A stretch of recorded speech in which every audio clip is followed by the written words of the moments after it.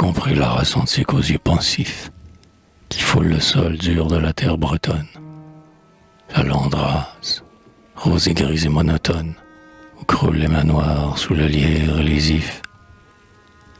Des hauts talus plantés de hêtres convulsifs, il a vu, pour les soirs tempétueux d'automne, sombrer le soleil rouge en la mer qui moutonne, sa lèvre s'essoler à l'embrun des récifs. Il a peint l'océan splendide, immense et triste, où le nuage laisse un reflet d'améthyste, l'émeraude écumante et le calme saphir. Et fixant l'eau, l'air, l'ombre et l'heure insaisissable, sur une toile étroite il a fait réfléchir le ciel occidental dans le miroir des sables.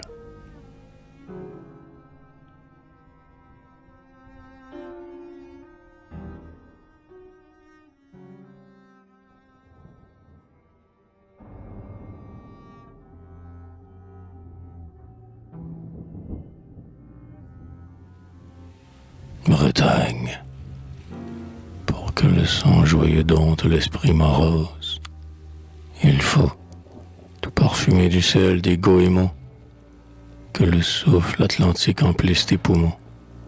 Arvor t'offre ses capes que la mer blanche arrose.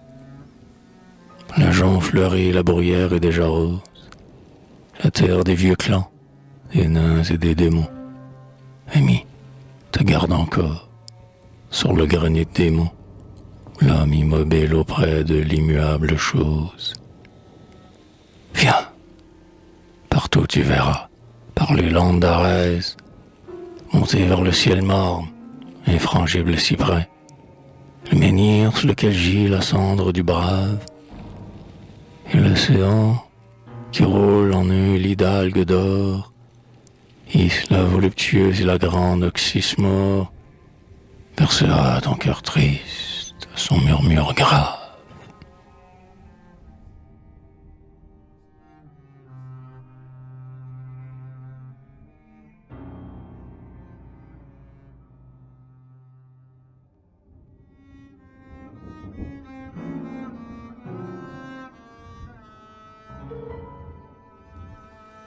Florida marée.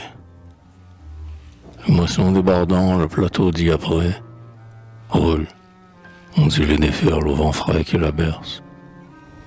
Le profil, au ciel lointain, de quelque herse, semble un bateau qui tangue et lève un noir beaupré. Et sous mes pieds, la mer, jusqu'au couchant pourpré, ses rues laines ou roses ou violettes ou perses, ou blanches de moutons que le reflux disperse, verdoie l'infini comme un immense pré. Aussi les goélands qui suivent la marée, vers les blêmures que gonfle une houle dorée, avec des cris joyeux, volés en tourbillon. Tandis que, de la terre, une brise emmiellée, éparpillait au gré de leur ivresse ailée, sur l'océan fleuri des vols de papillons.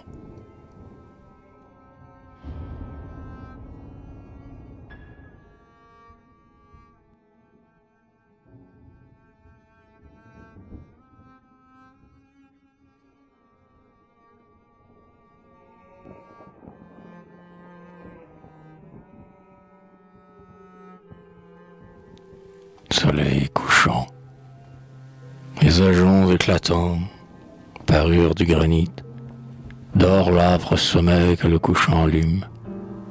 Au loin, bruyant encore par sa barre d'écume, la mer sans fin commence sous la terre finie. À mes pieds, c'est la nuit, le silence. Le nid se tait, l'homme est rentré sous le chaume qui fume. Seul, l'angélus du soir, ébranlé dans la brume, à la vaste rumeur de l'océan s'unit.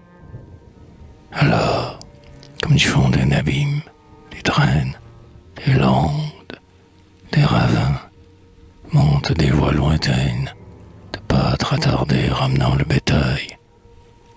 L'horizon tout entier s'enveloppe dans l'ombre, et le soleil mourant, sur un ciel riche et sombre, ferme les branches d'or de son rouge éventail.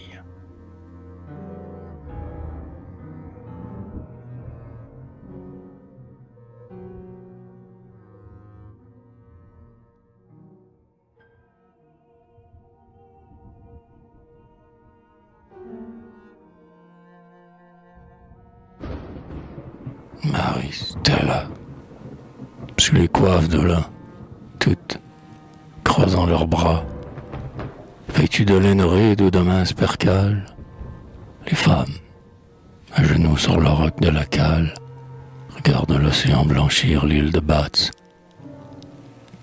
Les hommes, pères, fils, maris, amants, là-bas, avec ceux de Paimpol, d'Oudierne et de Cancale, vers le nord, sont partis pour la lointaine escale.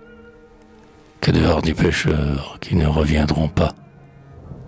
Par-dessus la rumeur de la mer et des côtes, le chant plaintif s'élève, invoquant en voix haute l'étoile sainte, espoir des marins en péril. Et l'Angélus, courbant tous ses fronts noirs de Halle, des clochers de Roscoff à ceux de Sibéril, s'envole, teinte et meurt dans le ciel rose et pâle.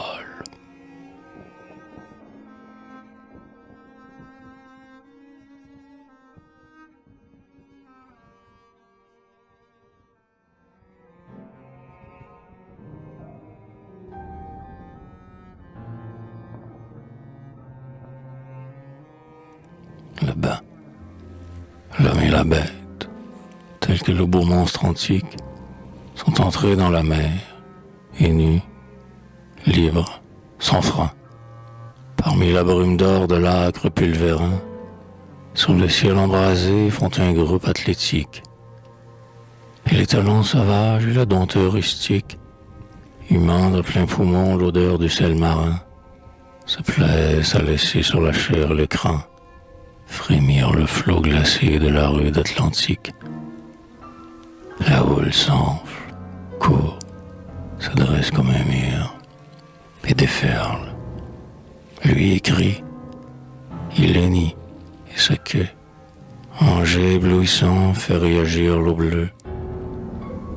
Et les cheveux épars, s'effarant dans l'azur, ils opposent, cabrés, leur poitrail noir qui fume aux fouettes échevelées de la fumante écume.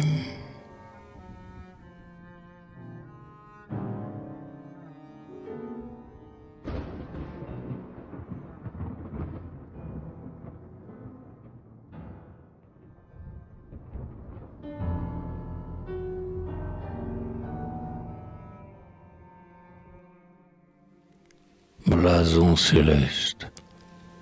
J'ai vu parfois, ayant tout l'azur par émail, les nuages d'argent et de pourpre et de cuivre.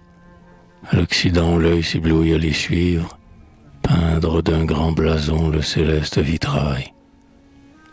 Pour cimier, pour support, l'héraldique bétail, licorne, léopard, alérion guivre, monstres, géants captifs qu'un coup de vent délivre, exaucent leur stature et cabrent leur poitrail.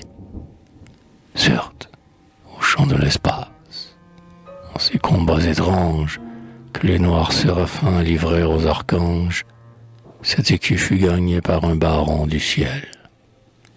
Comme ceux qui jadis prirent Constantinople, et portent, en bon croisé, qu'ils soient Georges ou Michel, le soleil, besant d'or, sur la mer de Sinople.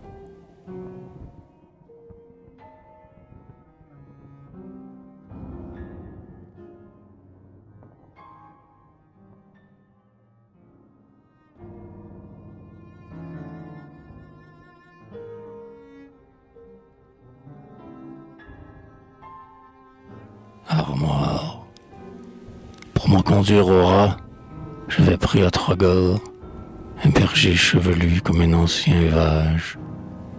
Et nous foulions, humant son arôme sauvage, l'âpre terre chimérique où croît le genêt d'or, Couchant où j'essaye, nous marchions encore, parce que le souffle amer me fouetta le visage. Et l'homme, par-delà le morne paysage, étendant un long bras, me dit « C'est les armeurs ».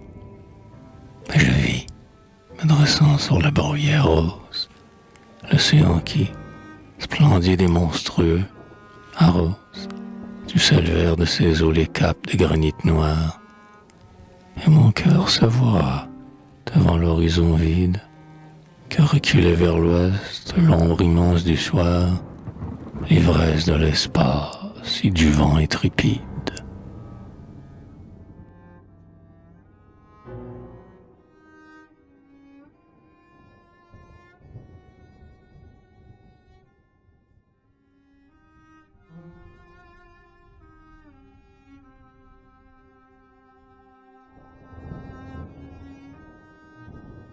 Mer montante. Le soleil semble un phare à feu fixe et blanc. Du Rage jusqu'à Penmarch, la côte entière fume. Et seul, contre le vent qui rebrousse leurs plumes, à travers la tempête, errent les goélands. L'une après l'autre, avec de furieux élans, les lames glauques sous leur crinière d'écume, dans un tonnerre sourd s'éparpillant en brume, en panache au loin les récifs ruisselants. Et j'ai laissé courir le flot de ma pensée, rêve, espoir, regret de force dépensée, sans qu'il en reste rien qu'un souvenir amer. L'océan m'a parlé d'une voix fraternelle, car la même clameur que pousse encore la mer monte de l'homme au Dieu, événement éternel.